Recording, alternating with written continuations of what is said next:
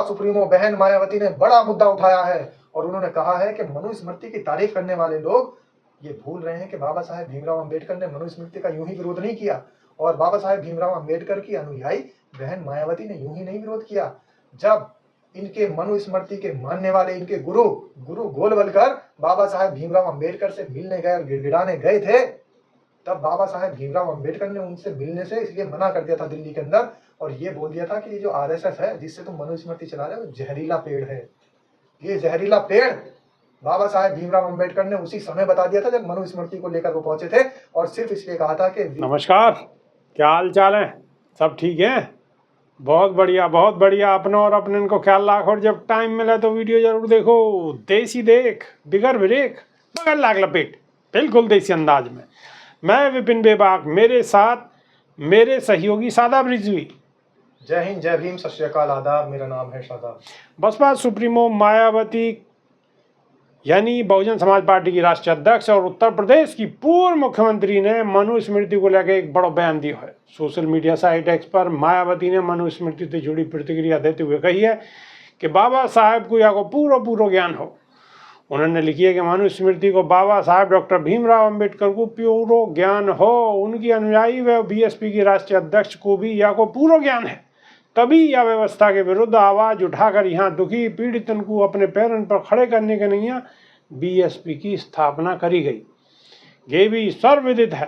पूर्व सांसद ने लिखी कि कांग्रेस, बीजेपी और अन्य कोई भी पार्टी को उनके राजनीतिक स्वार्थ में खासकर आरक्षण को लेकर अपने देश के संविधान को कोई भी कीमत पर बदलने नहीं देंगे तथा जरूरत पड़ने पर या के विरुद्ध बीएसपी संघर्ष के नैया भी तैयार है। राज्य में योगी सरकार के 8 साल पूरे होने पर बसपा चीफ ने कही है कि साथ ही यूपी में बीजेपी सरकार के 8 वर्षों का शासनकाल जनता की उम्मीद के हिसाब से पूरे तौर से खरो नहीं रहो। कानून व्यवस्था के मामले में तो स्थिति बहुत ज़्यादा खराब रही है, जाते जनता काफ़ी दुखी है, या और सरकार जरूर ध्यान दे। उधर मुख्यमंत्री योगी आदित्यनाथ ने सोमवार को 8 वर्ष पूरे होने पर उत्तर प्रदेश को एक बीमारू राज्य और देश के विकास में अवरोधक मानो जावे हो, लेकिन अब उत्तर प्रदेश देश की अर्थव्यवस्था के विकास को इंजन बन गो कही है। मुख्यमंत्री जी कह रहे हैं अब इंजन कहाँ दौड़ रहो है पता नहीं, ऐसे गए लखनऊ में ही दौड़ रहो, मुख्यमंत्री आवास में इंजन दौड़ रहो, वहीं धुआं फेंक रहो। शादाब रिजवी नहीं, इस देश के झांसी से, उत्तर प्रदेश के झांसी से सब वीरांगना झांसी की रानी निकल के आई तो तब भाजपा की सरकार थी शायद इस देश में, उत्तर प्रदेश में। जब शाहजहांपुर से अशफाकुल्ला खान ने क्रांतिकारी बनकर इस देश को आज़ाद कराने का बिगुल फूका तो तब शायद भारतीय जनता पार्टी साथ थी इनके। जब इस देश के तमाम क्रांतिकारियों ने और इस देश ने, इस प्रदेश के जो बहुत सारे ऐसे नेता रहे जिन्होंने देश के अंदर अपना स्वामित्व दिया, जिसने नेतृत्व दिया, प्रधानमंत्री बने, तो तब क्या भारतीय जनता पार्टी की सरकार थी उत्तर प्रदेश में।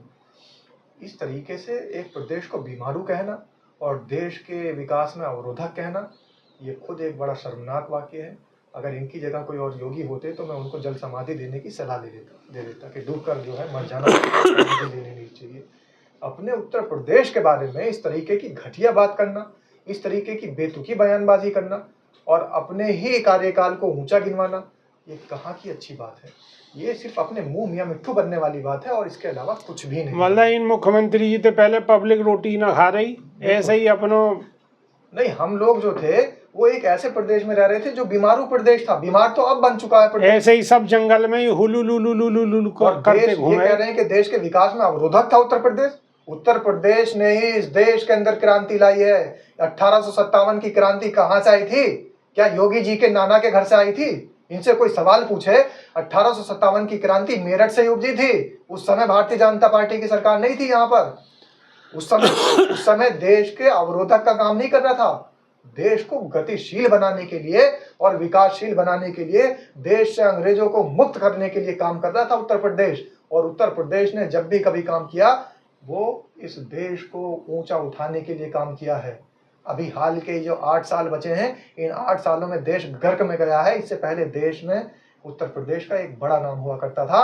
अब उत्तर प्रदेश का नाम डाउन हो रहा है। सच्चाई ये है।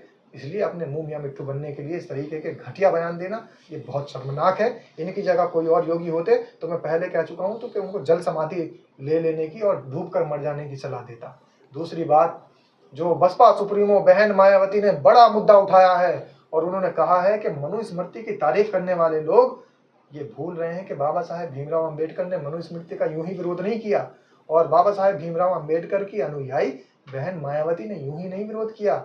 जब इनके मनुस्मृति के मानने वाले इनके गुरु गोलवलकर बाबा साहेब भीमराव अंबेडकर से मिलने गए और गिड़गिड़ाने गए थे, तब बाबा साहेब भीमराव अंबेडकर ने उनसे मिलने से इसलिए मना कर दिया था दिल्ली के अंदर और ये बोल दिया था कि ये जो आरएसएस है जिससे तुम मनुस्मृति चला रहे हो जहरीला पेड़ है।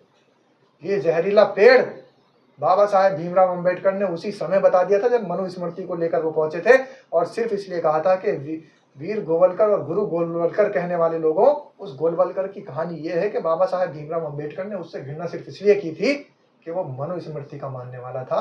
मनुस्मृति की प्रतियों को जलाकर बाबा साहेब भीमराव अंबेडकर ने तभी ये बता दिया था कि हम गुरु गोलवलकर जैसे लोगों को गुरु नहीं मानते, हमारे गुरु तो महात्मा गौतम बुद्ध हैं, हमारे गुरु तो माँ अहिल्याबाई हैं, हमारे गुरु तो महात्मा ज्योतिबा फूले हैं, हमारे गुरु तो गुरु संत श्रोमणी गुरु रविदास महाराज हैं। तो ऐसे गुरु घंटालों को गुरु गोलवलकर जैसे लोगों को गुरु नहीं माना था बाबा साहब भीमराव अंबेडकर ने, उनको सिर्फ और सिर्फ जहरीला पेड़ बताया था और वो जहरीले पेड़ पर लिपटे हुए नाग हैं। मेरा व्यक्तिगत ये बयान है कि ये जो मनुस्मृति के मानने वाले लोग हैं, बाबा साहब भीमराव अंबेडकर ने तो आरएसएस को जहरीला पेड़ बताया था, लेकिन ये मनुस्मृति के लोग मानने वाले उस जहरीले पेड़ पर लिपटे हुए नाग हैं। तो ऐसे नागों से बचना है, ऐसे जहरीले पेड़ से बचना है जिसको बाबा साहब भीमराव अंबेडकर ने बचने के लिए पहले ही कह दिया था। और उसी आदर्शों पर चलते हुए, उन्हीं के आदर्शों पर चलते हुए बसपा सुप्रीमो बहन मायावती ने बता दिया कि मनुस्मृति से देश